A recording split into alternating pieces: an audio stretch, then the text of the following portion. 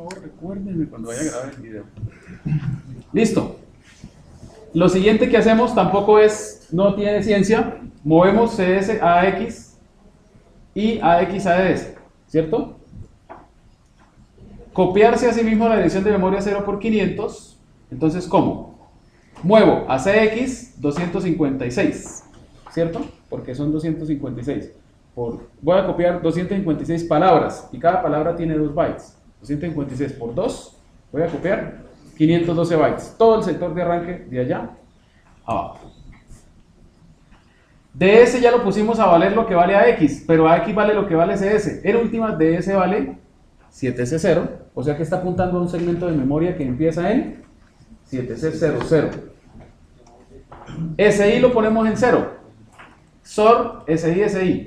Pues si yo le digo XOR a cualquier registro, eso lo pone en 0, ¿sí o no? Porque XOR, ¿qué es lo que hace? O el uno o el otro, pero no los dos al tiempo. Sí, o sea, si yo me hago XOR conmigo mismo, me desaparezco. ¿Sí o no? ¿Cuándo da 1 XOR? Cuando uno de los dos está en 1. ¿Listo? Esto es equivalente a mover a SI 0. ¿Sí? Por si queda la duda. Ahora movemos a AX50. Bueno, en este caso utilizamos ES. Y en ES guardamos lo que está en AX. O sea que ES, que es un registro de segmento, ahora está apuntando a un segmento que empieza ¿en cuál dirección lineal? 0 por 500. Porque recuerden que los valores que se guardan en los registros de segmento, el procesador automáticamente los multiplica por 16. ¿Sí? Y de ahí lo ponemos en 0, que eran las precondiciones que necesitábamos. Repetir mob SW. Decrementar CX. Mientras CX sea mayor que 0, copiar un Word de DSCI a SDI e incrementar SI de I en 2, ya que se copió un Word. Entonces tendríamos que irnos a ver, ¿qué cosa? La documentación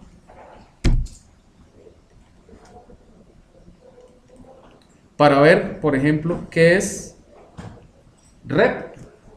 Repite la ejecución de instrucciones de cadena mientras CX sea diferente de 0.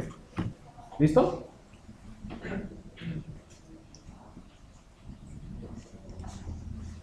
Y por el otro lado tenemos que mob S. Fíjense que es mob SW.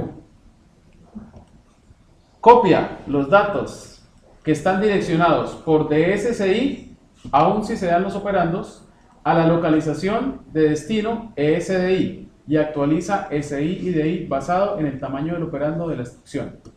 SI y DI son incrementados, bueno, la bandera de dirección ya está activada. Esta instrucción se puede utilizar con el prefijo ¿qué? Ref. Entonces, básicamente, con esto nos estamos copiando ¿qué? Sector de arranque. Ahora viene la pregunta. ¿Cómo se le pasaría el control o cuál sería la dirección lógica a la cual le tendríamos que pasar el control al sector de arranque una vez que lo hemos copiado? Entonces veamos, vamos a hacer un gráfico. Tenemos la memoria y el sector de arranque está aquí. Ya lo copiamos acá. Pregunta del millón. ¿Yo le puedo pasar el control a la dirección de memoria 500? No. ¿Por qué no? Porque el código que está ahí lo que va a hacer es que va a saltar a 7C00 entry point, va a copiarse a sí mismo y se va a pasar el control. O sea, se va a quedar copiándose a sí mismo. ¿Sí o no? O sea, que debemos pasar el control no a esta posición, sino en el código exactamente después de que se hizo la copia. ¿Sí está claro? ¿Sí es claro eso o no? ¿Sí o no? ¿No? Otra vez, hagámoslo. Este código que está aquí al inicio, ojo, este código que está aquí al inicio, lo que hace es que toma toda esta memoria y la copia de aquí, aquí abajo, ¿cierto? Una vez que la ha copiado, debe pasarle el control a esa nueva copia. Pero si le pasa el control aquí al inicio, pues aquí al inicio, ¿qué código está? Pues el de copiarse a sí mismo de aquí a acá. O sea que nos quedamos copiándonos a nosotros mismos ahí. Entonces debemos saltar a una dirección después de la copia. Y eso ya no es nada raro, porque miren, salte al segmento que empieza en 500, recuerde que se multiplica automáticamente por 16, con el desplazamiento continuar a lo mismo que habíamos hecho aquí arriba, pero en otro segmento. ¿Sí está claro? ¿Sí? ¿Está claro?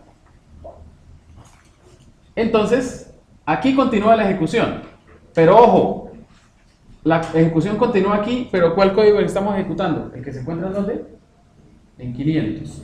¿Lo vemos en funcionamiento? Para eso es el emulador, ¿sí o no? Eso es lo bonito del emulador. Vamos a ver. Vamos a verlo en funcionamiento. El break 0 por ¿qué? 7C00. No, vamos a ver toda la ejecución. Continuar. Pum. Salte a entry point. Ya. Mueva a AXCS. Estamos aquí arriba, ¿cierto? Mueva a AXCS. Y mueva a DS. Miren cómo están los registros de segmento. DS, ¿cuánto vale? 0. Y ya AX vale lo que valía CS, porque ya le dijimos. Ahora, mueva a DS lo que vale AX. Pues DS queda valiendo 7C0. ¿Listo? Mueva a SAX 256. Pues CX ahora vale 256. Ponga SI en 0. Pum, SI está en 0. Ojo que aquí queda, la instrucción dice SOR SI SI. Pero fíjense que estos bits no quedan en 0. Les pregunto, ¿por qué? ¿Cómo se llama este registro? Entonces, ¿por qué esos bits no quedan en 0 si le dijimos que pusieran 0 SI? Ah, muy bien, porque recuerden que estamos en modo real. Y en modo real solo se puede acceder a los 16 bits menos significativos de los registros del procesador. ¿Sí está claro? Bien. Listo. Mueva a X500, perdón, 50 y mueva eso a ES. Ahora, ¿ES cuánto vale? 50. O sea que está apuntando a un segmento que empieza en ¿cuál dirección lineal? 500. ¿Cierto? ¿Sí? Ponga de ahí en 0. Vamos a ver cómo se encuentra la memoria en 7C00. Este es el código del sector de arranque. Todo este, hasta acá, de ahí para adelante está vacío, vacío, vacío, vacío. Y por aquí está la firma del sector de arranque. ¿Sí está claro? Bien. Este 90 ya vamos a ver cómo se rellena, porque esa es la magia que yo les decía que, sin importar el código que tuviera el sector de arranque, siempre debía tener 512 bytes. ¿Listo? 90 es una instrucción del procesador no. Quiere decir, no haga nada. ¿Sí? Por eso se rellena. Después que termine el código, se rellena ¿con qué? Con no, hasta completar 510. Y luego 511 y 512, ya lo hemos dicho, son 55A. Puesto en hexa, uno diría 0 por ¿qué? A55, porque es Little Endian. Muy bien.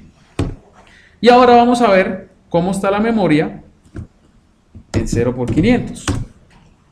Hay un poco de cosa ahí, pero básicamente la memoria está ¿cómo? ¿Está cómo? Vacía. ¿Por qué hay cosas ahí? Porque de pronto la BIOS la utilizó temporalmente mientras estaba configurando todo, porque recuerden que al inicio quien tiene el control es ¿quién? La BIOS. Pero la documentación dice que esa memoria se puede utilizar, es usable. Listo. Entonces lo que vamos a hacer con este rep es copiar todo lo que está de 7C00 hasta el final del sector de arranque. ¿Sí está claro? Voy a hacerlo 2 pasos y ya luego lo hacemos que repita, ¿sí o no? Porque pues no nos vamos a quedar aquí. Entonces, repita. Fíjense que la instrucción que yo coloqué aquí es rep mob SW, pero la instrucción completa es repita mob SW. Lo que está haciendo a donde está siendo apuntado por ESDI desde lo que está siendo apuntado por DSSI. ¿Listo? Como ya esos registros tienen los valores, veamos. DSSI está apuntando a 7C00, ¿sí o no? Y ESDI está apuntando a ¿dónde? 500, porque esto se multiplica por 16, 500. Y DI vale 0, 500. ¿Sí o no? Entonces, step una vez, y aquí tenemos que volver a ver porque él no actualiza automáticamente, y ya se copió EA05. 2 bytes, ya se copiaron. ¿Listo? Ahora aquí se va a copiar ¿qué? Este ya se lo saben. C0, 7C, C007, ¿se acuerdan? Otra vez, step, y tenemos que actualizar porque él no actualiza automáticamente. Aquí está.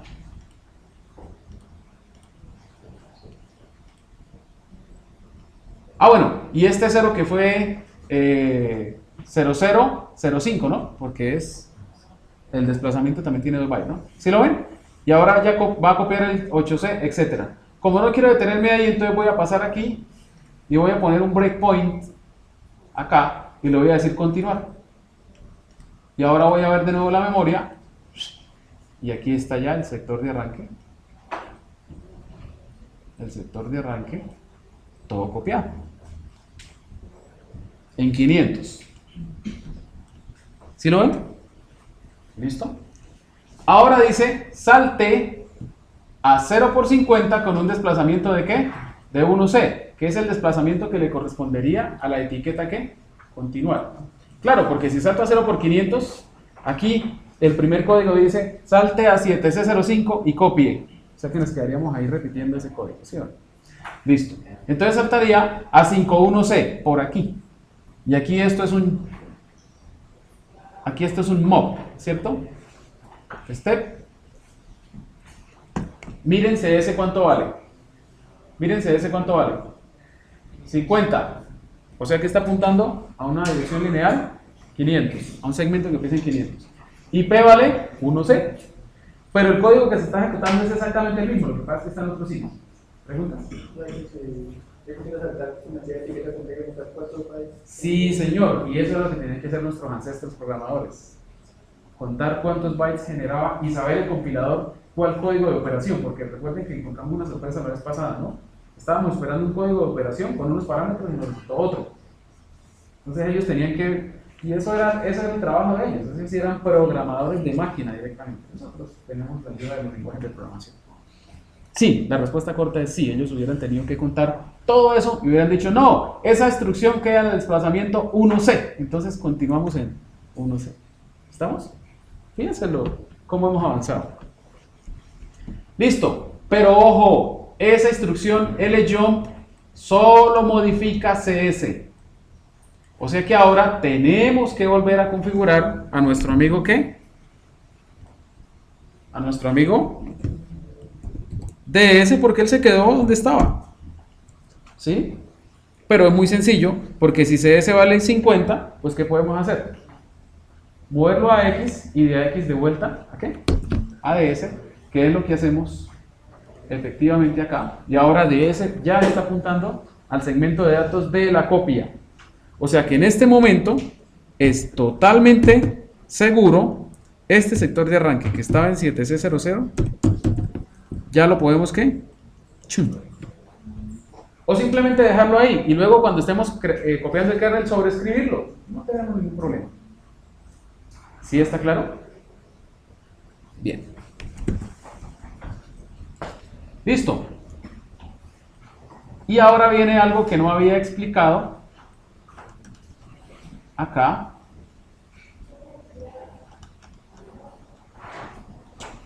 ¿Qué era? Que es el uso de la pila. Vamos aquí en el código. Miren lo que hace esa instrucción. Mueva a AX 0 por 50. Bueno, en realidad aquí podría ser también DS, ¿cierto? Porque sabemos que DS vale 0 por 50. Y movemos eso a SS. Entonces, ¿qué vamos a tener? Que tanto CS, DS y SS ¿valen cuánto? ¿Valen? 50. O sea que estaban apuntando a un segmento que empieza en 500. ¿Listo? Bien. Y SP lo ponemos a que valga B00. Caprichosamente al profe se le dio por hacerlo así. O sea que el tope de la pila se encuentra en la posición de memoria 5B00. ¿Listo? Bien. Habilitamos las interrupciones y ahora sí podemos hacer uso de llamadas a rutinas. Call, esa no la habíamos visto, ¿sí o no? ¿No? No. ¿Por qué es necesario realizar las interrupciones? Ya vamos para allá. Cuando, yo les dije hace 2 clases, cuando ocurre una interrupción, ¿qué hace el procesador automáticamente? Almacena CS y P, ¿en dónde? En la pila. O sea que para poder configurar la pila y ponerla en otro lado, ¿qué tengo que hacer? Deshabilitar las interrupciones para garantizar que mientras esté moviendo la pila no ocurra una interrupción y el procesador, como él tiene que salvar en la pila, pues ahí hay un estado inconsistente, ¿cierto? Entonces, como voy a mover la pila, tengo que deshabilitar las interrupciones, mover la pila y luego habilitarlas. ¿Sí? Que se guarda en la pila es donde va la ejecución. Sí. ¿Listo? Bueno. Entonces, una vez que hemos configurado la pila, vamos a leer el kernel. Todo este código realmente pues es un código interesante, pero no nos interesa por ahora. Y lo que vamos a hacer es que vamos a pasar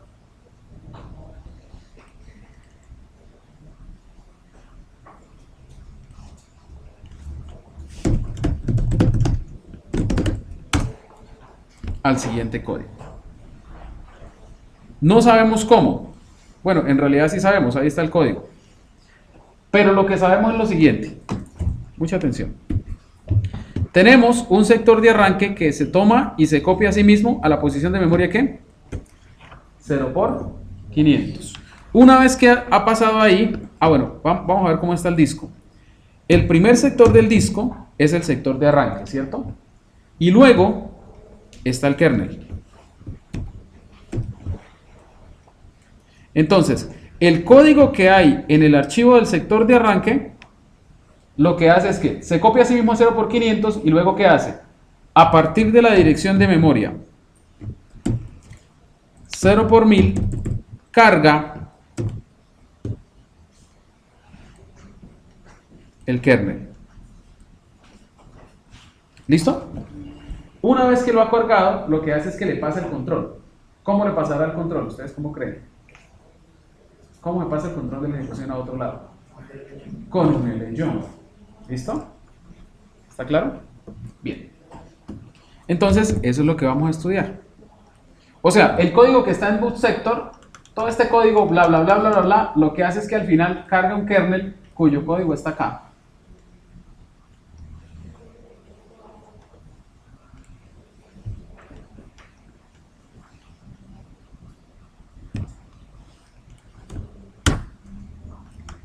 Cuyo código está acá.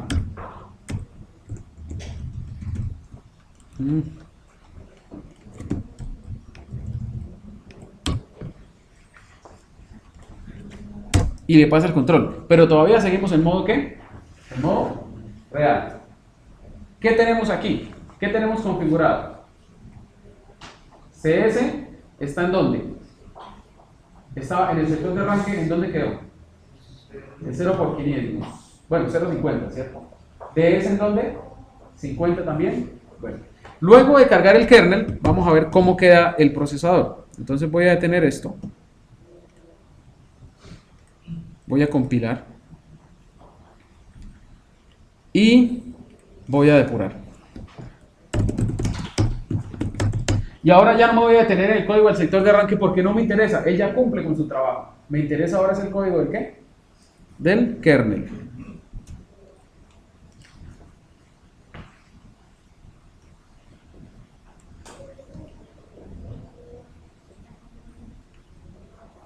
Entonces, vamos a ver qué código tiene el kernel.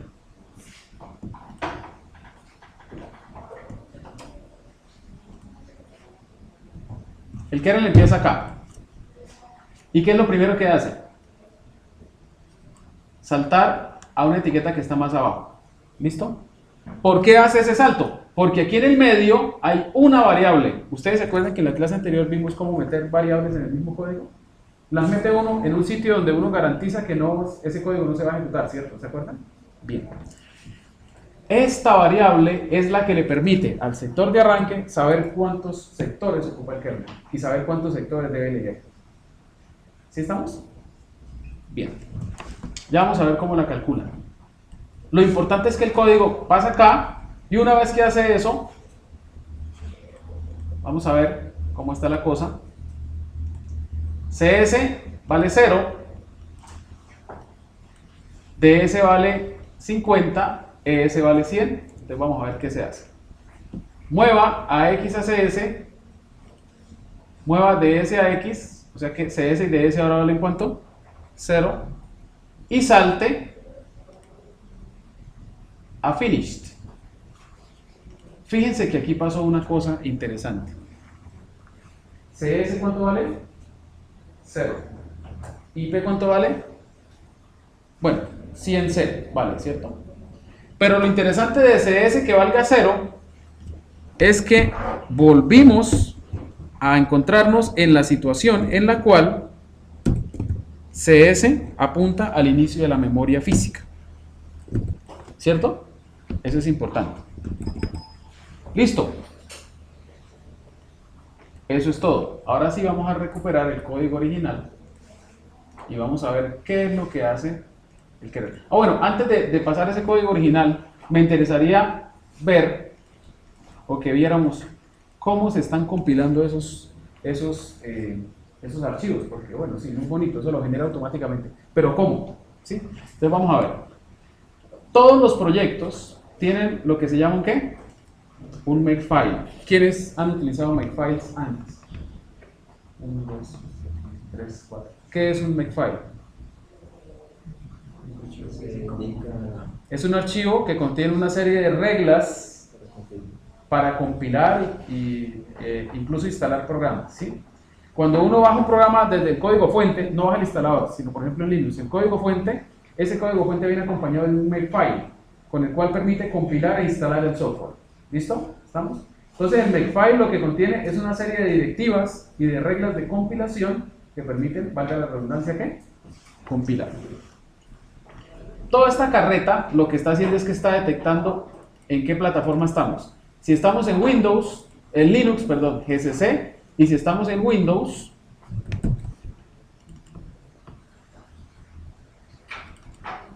entonces se utiliza este GCC. ¿Listo? Esa es la magia. Esto corre, si ustedes lo llevan a Linux, lo pueden correr tal cual. Lo mismo con LD, Java, si necesitara, detecta, bla, bla, bla, si estamos en Windows o no. Pero lo importante está aquí. Esta línea que es horrible, ¿sí o no? Vamos a colocarla en lenguaje castellano normal. Bueno, castellano tampoco. En una instrucción normal que uno encontraría. Pesos GCC, dependiendo de la plataforma, básicamente es que el compilador. GCC. ¿Listo? Siguiente. Menos no std inc. Esto quiere decir que no utiliza los include estándar que uno utilizaría en un programa normal en C. Obviamente estamos creando un sector de arranque y un kernel. Las librerías estándar, ¿qué pasa ahí? No existen, pero el compilador por defecto cree que sí. Lo mismo esta, menos no standard lib, para que no enlace contra ninguna librería del sistema. ¿Listo? Porque si no trataría de enlazar con la librería estándar de C, Python. La siguiente, no utilicen ninguna función predefinida como malloc o cualquier otra. ¿Listo? Porque estamos compilando es un código plano. ¿Listo? Un código de sector de arranque. Menos C, menos I, include. O sea que el directorio que voy a utilizar para buscar los includes es este, include. Menos O. Vamos a hablar del sector de arranque. Bootsect.o a partir del archivo bootsect.s. Lo mismo se haría ¿para qué? Para el kernel. Entonces lo que estamos haciendo ahí es que compilando. Siguiente, una vez que está compilado, vamos a enlazar, pero el boot sector y el kernel se enlazan de forma diferente. Empecemos con el sector de arranque. ld-t link boot sector.ld-o bootSect.o.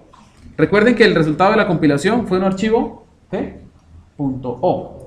Ahora lo que hacemos es que creamos el ejecutable a partir de ese archivo, pero las reglas para crear ese ejecutable las damos en este archivo. ¿Listo? ¿Estamos? Voy a colocar de una vez la del kernel. ¿Cómo sería? LD. Este pesos es lo que se calculó allá arriba para que me determine si estamos en Windows o en Linux y me determine si el compilador es este o simplemente el que se llama LD solito. ¿Listo? No se dejen asustar por eso. -t link kernel.ld -o kernel.o. Perdón, el kernel se llama start. Boot sector y start. ¿Listo? Mira, aquí están de una compilación anterior. ¿Sí las ven? Listo. Entonces veamos, ¿qué nos faltaría estudiar entonces para saber cómo se crea el ejecutable? ¿Sí? Pero continuemos. Una vez que tenemos el archivo bootsect y kernel, miren lo que hacemos. Primero chequeamos, pero básicamente esto lo que chequea es que, y es un script de shell, que entre otras cosas ustedes ya están viendo script de shell en el laboratorio, ¿cierto? Es un script de shell que verifica si tiene más de 630 kilobytes, y si es así, aborta, porque no se puede crear un kernel en modo real que quepa en la memoria de más de 630K, ¿cierto? Por lo que hemos dicho hasta ahora. Y una vez que ha hecho eso, miren lo que hace este comando. ¿Quién me dice qué hace ese comando? Ese comando concatena archivos. Entonces, concatena el archivo ejecutable del sector de arranque con este ocupa 512 bytes exactamente, ¿cierto? Con el archivo ejecutable del kernel y lo envía a un archivo llamado ¿qué? Floppy.img. O sea que este archivo es nuestra imagen de disco. Mírenlo acá. Todo ese proceso lo hace el Makefile mágicamente, por eso es que no tenemos que ponernos a compilar ni nada. Con dar aquí doble clic se hace todo eso. ¿Sí? ¿Estamos? ¿Sí está claro? Entonces miren, vamos a verlo en acción. Vamos a hacer un clean. Entre otras cosas aquí están todas las reglas, ¿no? Entonces, cuando yo hago, por ejemplo, doble clic en la regla all, ¿qué es lo que se hace? Que se ejecuta la regla all del Makefile. ¿Y la regla all del Makefile de qué depende? Entonces, las reglas en un Makefile se escriben regla, dependencias, comandos. Ese es el formato. ¿Listo? Entonces veamos, la regla all ¿de qué depende? De boot sector y también depende de ¿qué? De kernel. La regla boot sector ¿de qué depende? De lo que valga esta variable. Y esa variable básicamente es de que esté creado el archivo ¿qué? bootsector.o. Y la regla del kernel necesita que esté creado el archivo ¿qué? kernel.o. Esta sí es una regla mágica del Makefile. Dice, todos los archivos .s que queramos transformar en .o. Y esa es la que se encarga a partir de los archivos de código fuente, crear los archivos de ¿qué? De objeto. Listo. Entonces miren, vamos a verlo acá. Voy a decirle doble clic en all. Entonces, ¿qué pasaría en all? ¿Qué sería primero? Díganme, ¿qué sería primero? Entonces, all depende de qué? De boot sector. Pero boot sector ¿de qué depende? Del archivo .o. O sea que lo primero que se hace es compilar ¿qué? El boot sector con esta instrucción. Con eso se cumple la regla ¿qué? Boot sector. Luego, ¿cuál regla tendríamos que cumplir? La regla kernel. Entonces se compila el kernel.o. Después de tener esos dos archivos, entonces, ¿qué se hace? Se chequean los parámetros. La regla boot sector dice, ya una vez cumplidos esos prerequisitos, cree el ejecutable llamado boot sector, ¿cierto? Utilizando las directivas que estén en este archivo. Y la regla kernel, una vez que se haya creado el .o, coge ese .o y cree el ejecutable de kernel utilizando estas reglas de este archivo. Ya teniendo los dos archivos ejecutables, chequeamos que el kernel no ocupe más de 634K, más o menos, y los concatenamos y creamos floppy. Todo eso, entonces vamos a ver la secuencia. All. Mírenlo. ¿Qué se hace primero? Lo primero que se hace es que se compila el sector de arranque y se crea el archivo ¿qué? Bootsector.o. Luego, a partir del bootsector.o, con el comando ld, que es el linker, se crea el archivo ejecutable ¿qué? Bootsector. Con esto se cumple ¿cuál regla? Bootsector. ¿Sí o no? Luego, ¿cuál regla seguiría? ¿La regla qué? Kernel. Pero la regla kernel necesita que se genere primero el .o. Miren. ¿Listo? Y una vez que se ha generado el .o, cree el ejecutable a partir de ese .o. Luego se ejecutaría este script de shell, que lo que hace es que sobre el archivo kernel, mira cuál es su tamaño, en este caso 4 kilobytes, no hay problema, ¿cierto? 4 kilobytes. Y una vez que ha terminado, entonces ¿qué hace? Lo concatena. ¿Listo? Cuando yo hago clic en BochDBG, ¿qué es lo que está pasando? Veamos. BochDBG, mírenlo. BochDBG, ¿de quién depende? De all. O sea que primero se compila todo y se crea la imagen de disco. Y una vez que se ha hecho eso, arranca el emulador Boch pasándole como parámetro que la imagen de disco es esta. ¿Cierto? ¿Sí la ven? Entonces, toda esa magia, cuando yo hago esto, tin, pasa todo eso. Y por eso es que el depurador arranca mágicamente. Pero lo que se ha hecho es que se ha compilado, se ha creado la imagen de disco y se arranca el depurador. ¿Listo? ¿Está claro entonces? ¿Qué nos falta por mirar? Nos falta por mirar cómo es que se crean los ejecutables en estos... ¿Qué estructura tienen los archivos ejecutables? ¿Listo? Vamos a verlo entonces, pero antes vamos a pausar este video. Entonces vamos a ver la estructura primero del sector de arranque. ¿Cómo se crea el ejecutable del sector de arranque? Veamos. El linker toma el código objeto y organiza el archivo ejecutable final. Para ello utiliza este archivo de configuración en el cual se especifica el formato del archivo ejecutable resultante. Hay una pregunta que debería surgir ahí. Bueno, ¿y por qué nosotros no siempre especificamos estos archivos? Cuando uno compila, normalmente en Linux, pues uno utiliza la configuración por defecto del compilador de Linux. Pero esa configuración por defecto no nos sirve porque ella enlaza con las librerías estándar de C, ¿estamos? Con la llamada del sistema y eso no nos sirve. Nosotros estamos creando ejecutables que se van a ejecutar sin ningún tipo de ayuda, ¿cierto? Entonces por eso es que nos toca crear el archivo. Y este archivo es muy autoexplicativo, veamos. Punto de entrada del ejecutable, una etiqueta llamada ¿qué? Start. Bueno. Una etiqueta llamada Start, que debe estar global. ¿Listo? Siguiente. Formato de salida binario, binario puro. El código generado es binario puro. La dirección física es 0 relativa al inicio del sector de arranque. ¿Cómo se organiza el sector de arranque? Primero se incluye todo el código. ¿Listo? Ese archivo no tiene datos, solo código. Y miren lo interesante. Hacemos que punto es en donde estoy parado. ¿Listo? En donde estoy parado es desde donde empecé, o sea, desde 0 más 510. ¿Listo? Bueno. Y después de eso, guardo... ¿Qué? ¿Qué es esto? La firma del sector de arranque. ¿Listo? O sea que no importa cuánto código tengo, se copia aquí y se busca que complete 510 bytes, porque 0 más 510, ¿cuánto da? 510, y se le ponen los otros 2 bytes. Y si queda espacio en el medio acá, rellénelo con 0 por 90. ¿Se acuerdan de esos 0 por 90?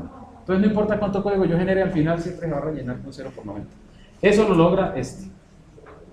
descarte data, las demás secciones de un ejecutable, porque este es solo código. Eso es para el sector de arranque. Entonces, ¿está claro cómo es que se le meten esos 2 bytes de la firma? ¿Sí? Bien. Vamos a ver el kernel. ¿Qué se hace? El kernel es diferente. Mucha atención. El punto de entrada del kernel es una etiqueta llamada ¿qué?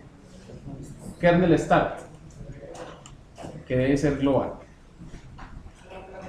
El archivo de salida es ¿qué? Binario. Y aquí sí tenemos un cambio grandísimo, porque el kernel sí se compila predefinido para que esté en la dirección de memoria ¿qué? 0 por 1000. Entonces, si en el sector de arranque yo lo cargo en otro lado, pues aquí tendría que venir y poner la dirección exacta en donde quedó. ¿Estamos?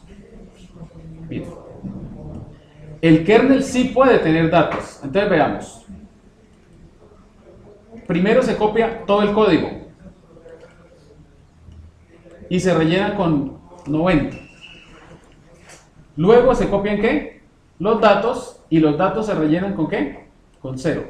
Pero estas dos secciones están alineadas a límites de 4096 bytes. Es decir, que si el código del kernel ocupa 100 bytes, con esta directiva le estamos diciendo que lo redondea ¿a cuánto? A 4K, que es 4096. ¿Qué pasa si el código ocupa 1K? ¿A cuánto se redondea? A 4K. Si ocupa 2K, a 4K. Si ocupa 5K, el código del kernel, a 8K. El límite es de 4096 bytes. ¿Listo? Si ocupa 10K, a 12K. Eso es para garantizar que el código del kernel esté en bloques de 4096 bytes. ¿Sí? Además que 4096 es múltiplo de 512, que es el tamaño de un sector. O sea que se copia en bloques de 8 sectores. 8 por 5, 40. ¿Listo? Lo mismo hacemos con lo que? Con los datos. Y miren lo interesante. Aquí, porque eso no estaba en ningún lado, tenemos DataEnd. Esto es una variable dentro de este archivo. Eso no existe en el código del ensamblador. Es una variable aquí. DataEnd es igual a donde quedó. O sea, una vez que se ha generado todo el ejecutable, este es code start y este es DataEnd. O sea que si yo resto DataEnd de code start, eso me dice que el tamaño en bytes que ocupa el kernel. ¿Y cuántos sectores tiene el kernel? Pues muy sencillo. El número de sectores que tiene el kernel es ¿qué? DataEnd menos code start dividido en ¿qué? 512. Y eso es lo que automáticamente el linker pone acá. Para que el sector de arranque, cuando lea el kernel, él sepa cuántos sectores tiene que cargar. Porque lo primero que hace el sector de arranque es leer el primer sector del kernel. O sea, el sector de arranque lo que hace es esto. Pasa de aquí a acá, se copia a sí mismo. Una vez que se ha copiado, va al disco, ¿cierto? Lee el segundo sector del disco, porque en el primero estaba el mismo código de él, ¿sí o no? ¿Estamos? Lee el segundo sector del disco. Y aquí, exactamente a un desplazamiento de 4 bytes, está un número que le dice cuántos sectores ocupa el kernel. Entonces el sector de arranque sabe cuántos sectores tiene que leer. ¿Listo? Bien, bonito, ¿sí o no? Entonces, toda esa infraestructura ya está montada para hacer que nuestro código sea mucho más sencillo, porque nosotros solo tenemos que concentrarnos en la codificación como tal. ¿Sí? ¿Estamos? Bueno. Estos más que aparecen acá los imprime el sector de arranque. 1, 2, 3, 4, 5, 6, 7, 8. O sea que, bueno, dijo 7 porque ya leyó el primer sector del kernel. O sea que el kernel está ocupando ¿cuántos sectores? 8. 4096. Que fue lo que se nos informó acá. ¿Sí estamos? ¿Sí está claro? Vamos a hacer una prueba muy sencilla, que es la siguiente. Espacio punto space punto spaces. Ahora me olvidó. 1024. Vamos a ver si compila. Sí. Clean.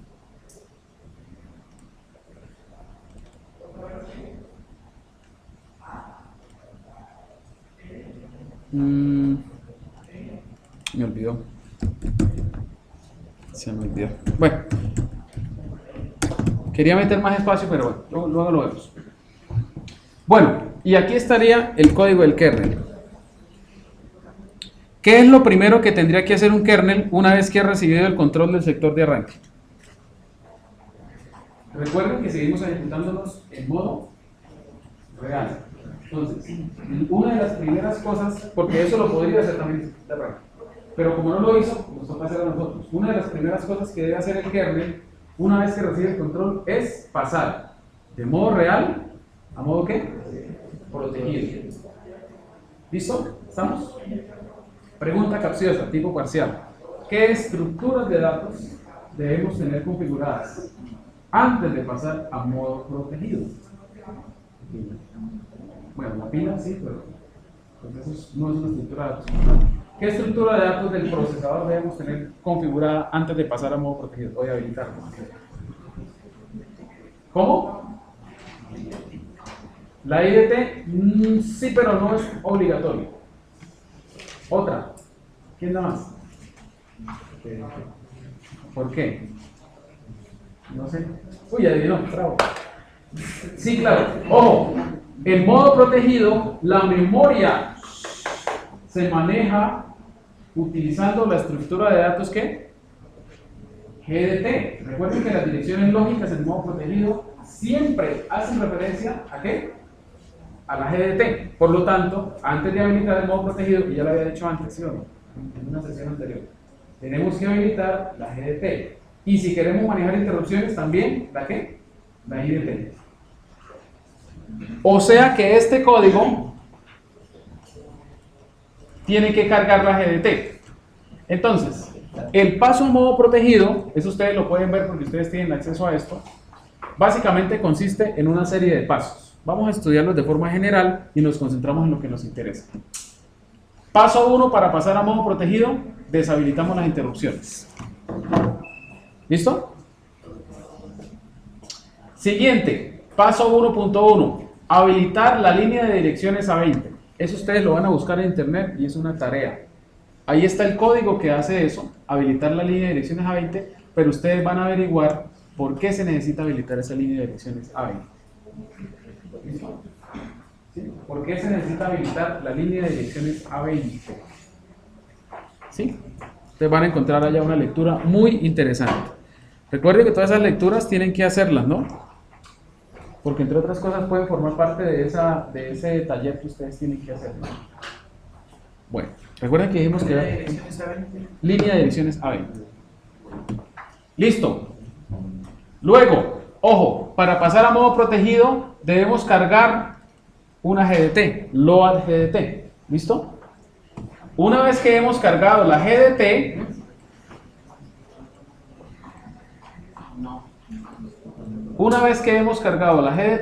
perdón, voy a devolver aquí un momentico.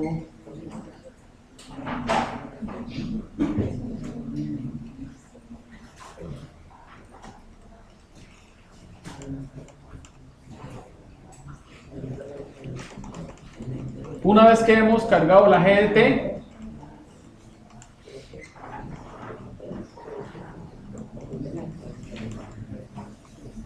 aquí está.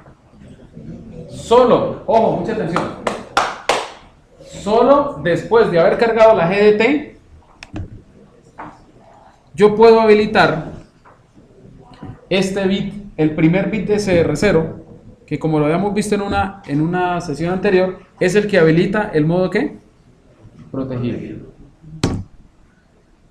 Pero ojo, ahí no termina el cuento. Bueno, ¿cómo lo hacemos? Pues muy sencillo. Después de habilitar la línea 20, fíjense que ya podemos utilizar EAX. Entonces, movemos. ¿Esta instrucción qué hace? ¿Quién me dice? Mueve ¿a dónde? A EAX el valor del registro CR0. Toma el valor de EAX y le hace OR con 1. ¿Eso qué efecto tiene en EAX? Que pone el primer bit, o sea, el menos significativo, en 1. Porque si yo hago OR con 1, pues eso siempre va a dar ¿qué? 1. Y los demás bits los deja tal cual, solo modifica el primer bit. Y el primer bit de EAX, como viene de CR0, representa el bit de ¿qué? De modo protegido. Y luego tomamos ese valor ya actualizado y lo ponemos ¿en qué? En CR0. Pero aquí tenemos un problema, y es que CS todavía vale 0.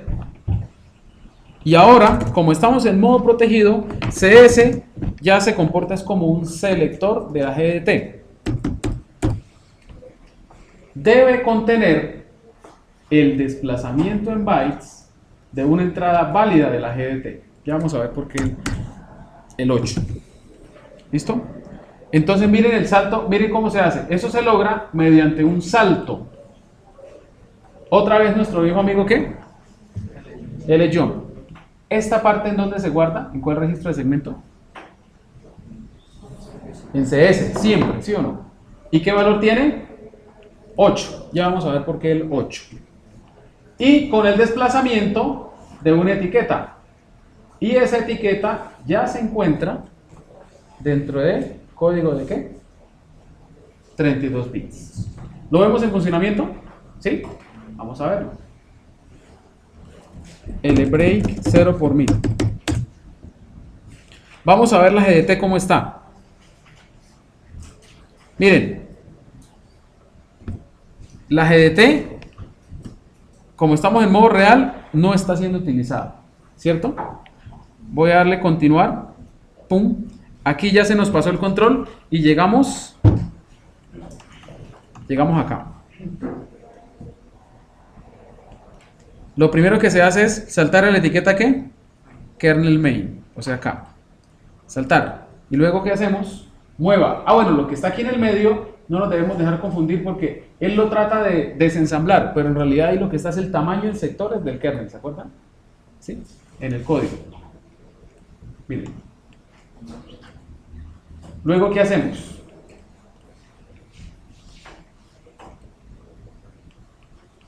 CS, eso lo movemos a DS, o sea que ahora CS y DS valen ¿cuánto? 0. Deshabilitamos las interrupciones y aquí hacemos el proceso para habilitar a 20. Hasta aquí, voy a hacer un breakpoint aquí porque no me interesa ese habilitar a 20. ¡Pum! Ya está habilitada a 20. ¿Y ahora qué hacemos? Load GDT, DS y un desplazamiento.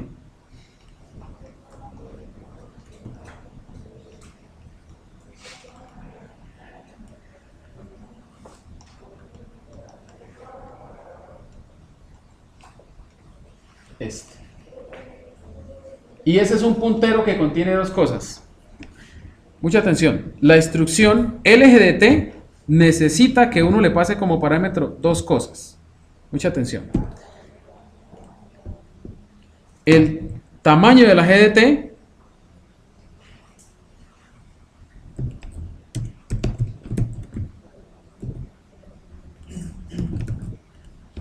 y en dónde está almacenada la GDT en memoria.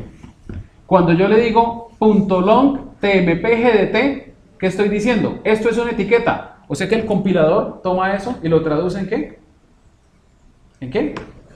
En una dirección. Aquí es donde está la GDT. Y el límite es el tamaño de la GDT. Y miren cómo se calcula. Punto, que es ¿qué? La dirección ¿qué? ¿Qué es punto? La dirección actual. Menos la etiqueta tmp-gdt. O sea que básicamente le estamos diciendo qué tamaño tiene en bytes. ¿Cierto? Bien. Vamos a ver. Step. Y ahora vamos a ver de nuevo la GDT.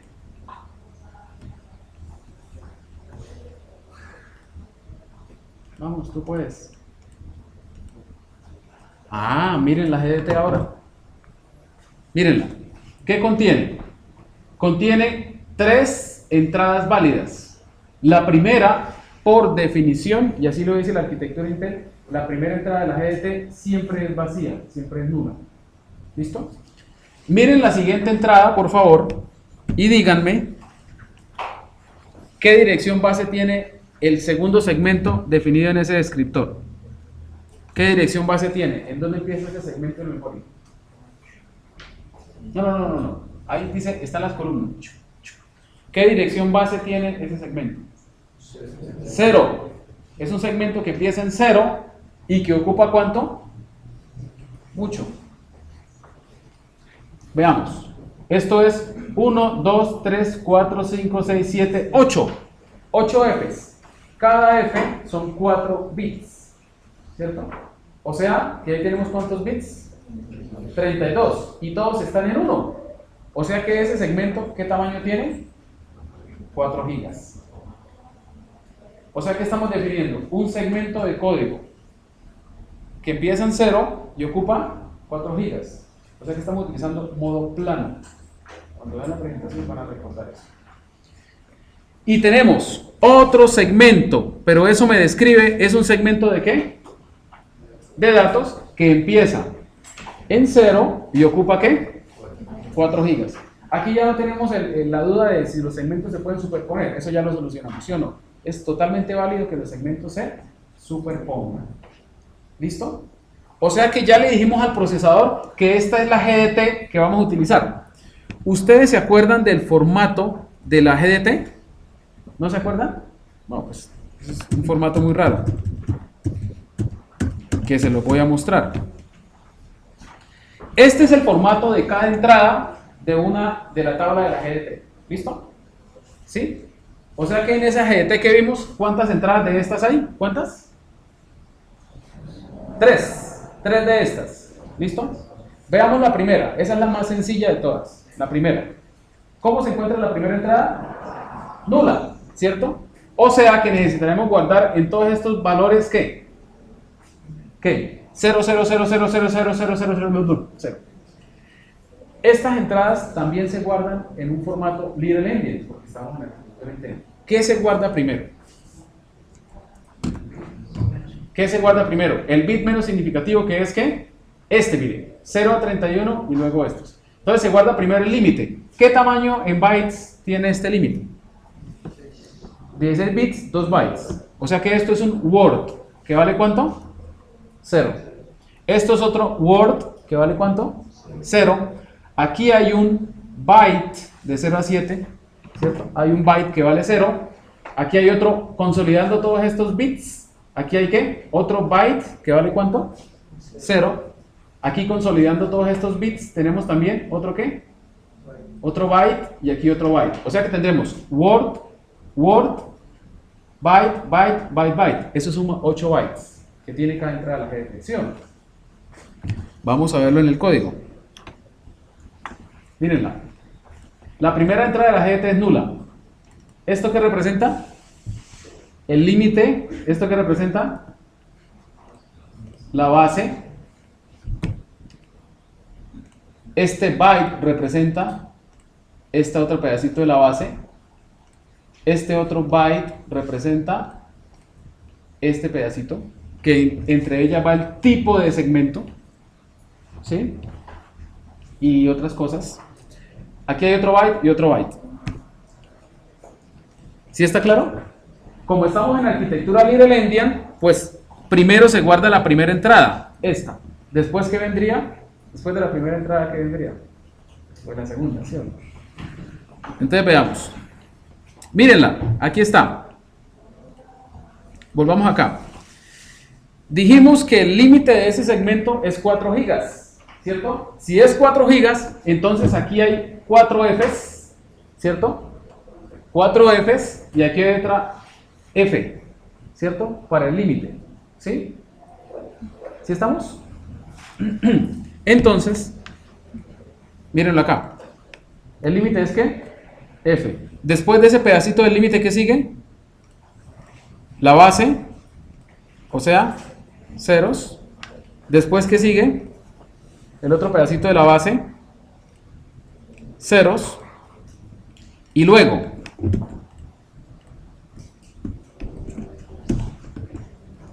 todos estos bits darían 1, 0, 1, 1, 0, lo que dice acá. 1, 0, 0, 1, 0, 0, 1. ¿Qué hace eso? Pues activa el bit de presente, que sería este, pone el nivel de privilegios en 0, pone S en 1 y dice que el tipo es 1, 0, 1, 0. Y en la documentación de Intel dice que ese tipo de segmento es un segmento de código de 32 bits. ¿Listo? CF, ¿ese cómo se construye? Este CF, que sería este otro pedacito. Sería la F del límite y estos bits consolidados darían una C en hexa. Granularidad está en 1. DB está en 1 porque es un registro de 32 bits. L está en 0. ABL está en 0. Y el otro pedacito de la base estaría en ¿qué? En 0. La diferencia de estos dos segmentos es básicamente ¿qué? El tipo. Porque este es de código y este es de ¿qué? De datos, que es 0010. ¿Listo? Entonces, una vez hecho eso, ya estamos en modo protegido. No sé si se dieron cuenta, pero ya cargamos la... Perdón, ahí todavía no estamos en modo protegido. Ya cargamos la GDT. Pero con solo cargar la GDT no basta. ¿Qué tenemos que hacer? Después de cargar la GDT, ahora sí ponemos ese bit de CR0 en 1. Veamos. Mírenlo acá. Mueva a AX el valor de CR0. Tiene este valor. Y lo que necesitamos hacer es poner un 1 acá. Entonces, ore a X1. Pum, 1. Y luego, ¿qué hacemos? Mueva a CR0 EAX. Miren a CR0. Aquí está. Y aquí ya le pusimos el ¿qué? El primer bit en 1. O sea, ya habilitamos el modo ¿qué? Protegido. Step. Fíjense que ya habilitamos el bit de CR0 y lo pusimos en 1. Pero aún no estamos en modo protegido. Mírenlo. Todavía el emulador sigue diciendo que estamos en ¿qué? Modo real. ¿Por qué? Por una sencilla razón. Porque los registros de segmento todavía no contienen selectores válidos. ¿Listo? Miren este selector. 0, el siguiente será ¿qué? 8, el siguiente ¿qué será? 16, 24. Claro, porque cada uno de ellos ocupa ¿cuántos? 8 bits. ¿En dónde se definió el selector de código? ¿Cuál es el selector de código? ¿Cuál? ¿Cuál es? El 8. Es el segundo. El selector 8, ¿sí o no? Entonces miren lo que hacemos. Ojo. Mucha atención. Va de nuevo. Esto es igual a lo del sector de arranque cuando estábamos en 7C00 y queríamos saltar ahí mismo pero con otro selector. ¿Se acuerdan? Aquí pasa exactamente lo mismo. CS vale, mírenlo, mucha atención. CS vale 0. IP vale 1034. Yo podría decir simplemente acá. No, perdón, acá no. Ah, cierto.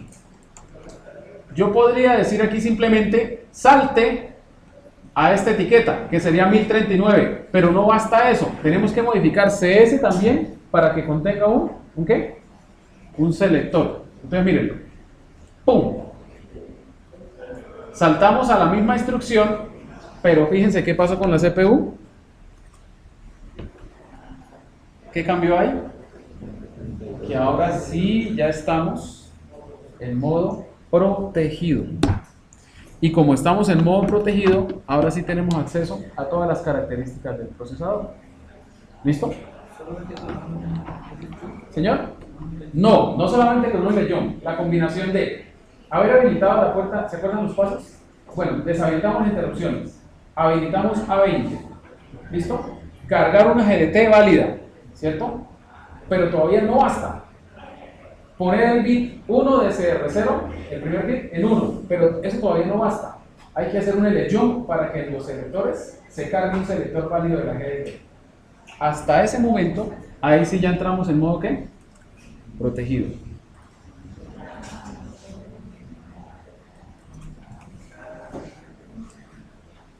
Ya estamos en modo protegido. ¿Qué sigue después? Si vamos a utilizar LDTs, lo cargamos. Si vamos a utilizar LTR, lo cargamos. Interesante. Luego de entrar a modo protegido, los registros de segmento continúan con los valores que tenían en modo real. Mírenlos. El jump far solo ha cambiado CS, por lo cual se deben actualizar los demás registros, SS, DS, ESFS y GS. ¿Listo? ¿En dónde se encuentra el descriptor de segmento de datos? Díganme ustedes, ¿qué selector le corresponde? En esta GDT. ¿Qué selector le corresponde? 16. Es 10 en Nexa, pero es 16, ¿cierto? O sea que yo en DS tengo que guardar 16. DS, ES, CS, FS tengo que guardar 16. Entonces, eso lo logramos poniendo a X en 16 y poniéndolo en DS, en ES, FS, GS. Y finalmente, el registro de segmento de pila, también, SS. ¿Listo? ¿Sí está claro? Ahora, mueva a ESP 0 por 9F000. ¿Qué estoy haciendo ahí? ¿Quién es ESP? El apuntador del tope de la pila. O sea que una vez que hemos pasado a modo protegido, se configura la pila con base 0, porque todos los segmentos de datos tienen límite de 4 GB y base 0. Y el tope está en ¿dónde? En 9F ¿qué? 0000, que básicamente lo que hace es que eso está por debajo del mega, pero conserva, eso es memoria disponible por debajo del mega, la que estaba disponible desde el modo real, para no dañar ninguna otra memoria. ¿Listo? Después de haber configurado la pila, entonces hacemos un poco de cosas que no me interesa mostrar, porque ya me interesa, ahora sí, directamente, pasar al código en C. Ya para irnos.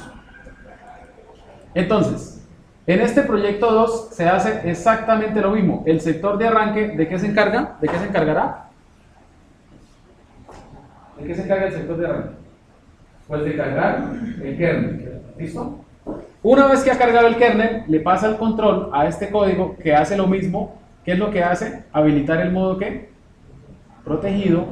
Y una vez que ha habilitado el modo protegido y ha configurado la pila, miren lo que hace. Guarda en la pila un mensaje, guarda el tamaño del kernel en sectores y llama call, así de sencillo, a cmain.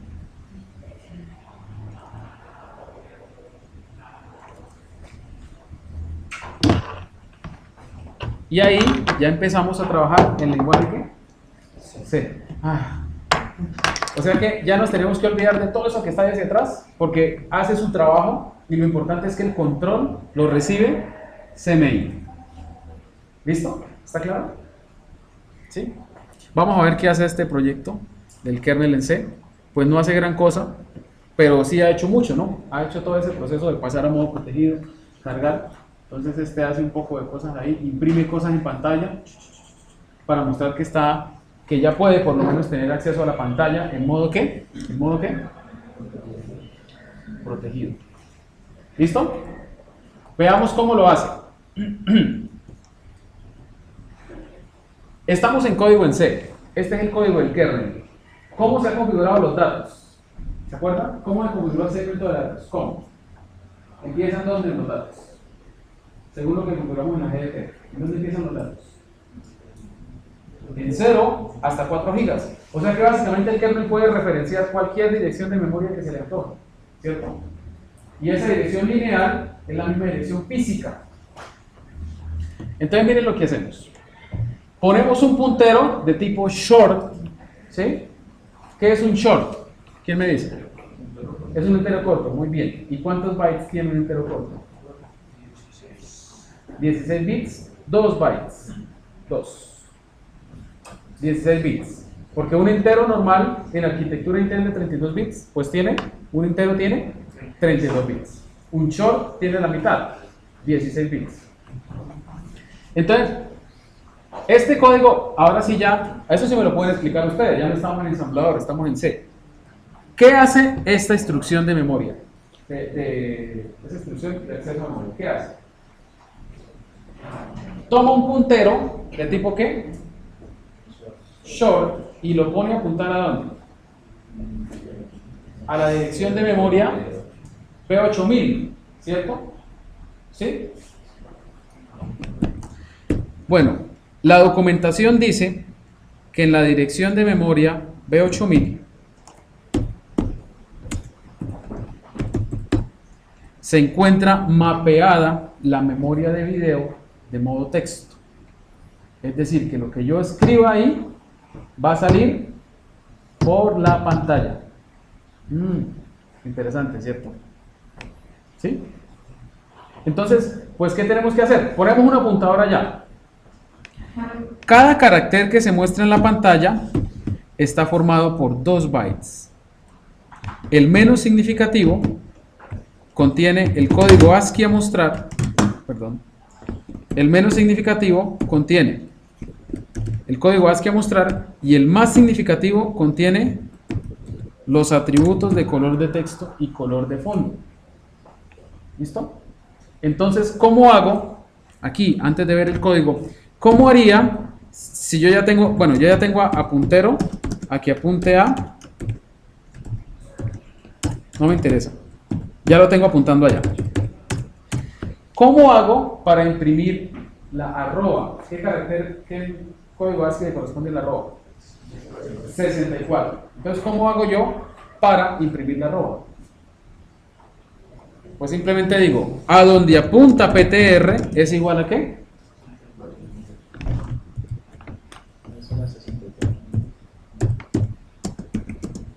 ¿Cómo? Perdón.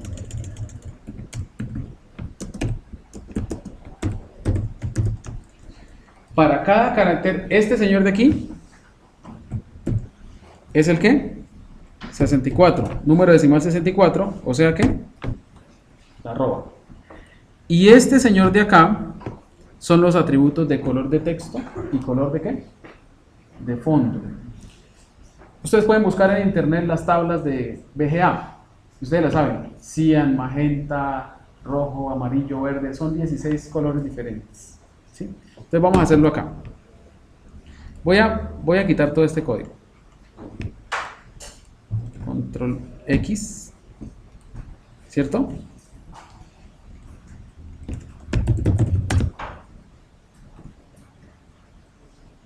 ¿Qué pasó?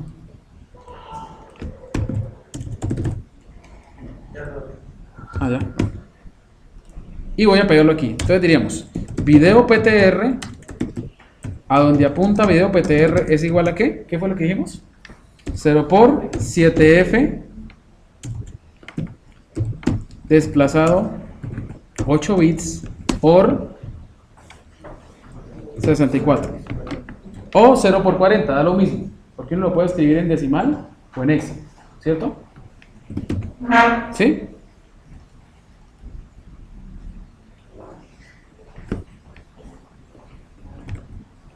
Wow. ¿Sí lo vieron? Vamos a cambiar los colores de texto y de fondo. 1F. F es blanco.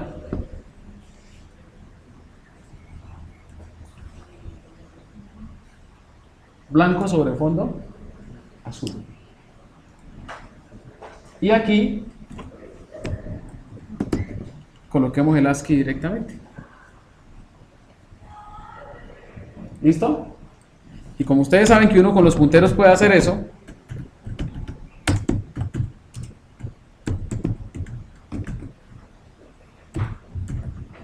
a donde apunta video PTR más, ¿cierto? ¿Sí o no?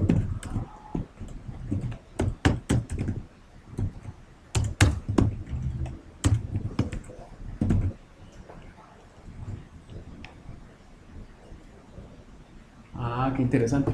Entonces ahí ya tenemos el primer kernel en C, que lo único que hace es imprimir hola. ¿Sí? ¿Estamos? ¿Está claro? Bien. Pero ahí no termina el cuento, porque cuando el código en C termina, ¿a dónde se retorna? Entonces, ese código fue llamado desde acá, ¿cierto? ¿Sí? Y ahora lo que hacemos es que retornamos la pila y miren lo que hacemos. Entramos en un ¿qué? Siempre el procesador tiene que estar haciendo algo. Vamos a ver los mensajes. Vamos a ver los mensajes. Se le pasó el tamaño del kernel en sectores. O sea que yo podría hacer lo siguiente. For igual a 0 y menor que ¿qué? Y más. ¿Cuántos hola deberán aparecer? ¿Cuántos hola deberían aparecer? Pues tantos hola como ocupe ¿qué? ¿El qué? El kernel. 1, 2, 3, 4, muchos sectores ocupa el kernel. ¿Sí lo ven? Entonces, ¿cómo haríamos? Ya para irnos, igual no hay fan, está lloviendo. ¿Cómo haríamos para, ojo, para imprimir cosas por pantalla? O sea, para decir printf hola. Eso no existe ahí. ¿Qué tendríamos que hacer? Crear la librería de print. ¿Listo? Y no sé si se han dado cuenta, además, que el cursor sigue estando acá, no se mueve. Entonces uno tiene que meterse con el cursor para ponerlo en donde vaya imprimiendo. ¿Cierto? ¿Sí estamos? Entonces veamos, otra vez recordemos el orden de los proyectos.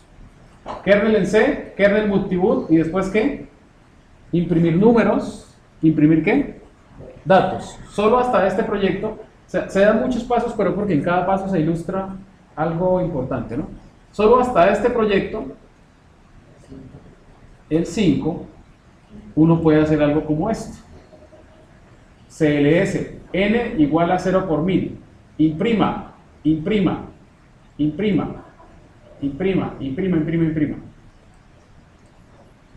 Porque ya se ha implementado printf. Y se ha implementado la lógica para imprimir números en decimal, en hexa, en binario. ¿Sí? ¿Estamos?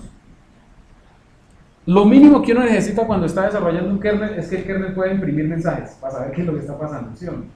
Entonces nos gastamos 5 proyectos explicando muy despacio todo eso. Obviamente aquí no nos vamos a gastar todo el tiempo en los proyectos porque no nos gastaríamos más de un semestre estudiando todos los proyectos, ¿no? Lo que nos interesa es llegar más acá, más arriba. ¿Listo? Eso más o menos nos da una idea de qué es lo que sucede cuando arranca un computador, cuál es la labor de la BIOS, cuál es la labor de un sector de arranque y cómo más o menos funciona el kernel. ¿Listo? Recuerden, importante, que en modo protegido, las referencias a memoria, todas están gobernadas por la GDT, ¿cierto? Es importante. Más adelante configuraremos la IDT y haremos cosas interesantes. En la siguiente charla vamos a hablar de procesos, que es la siguiente charla. Procesos.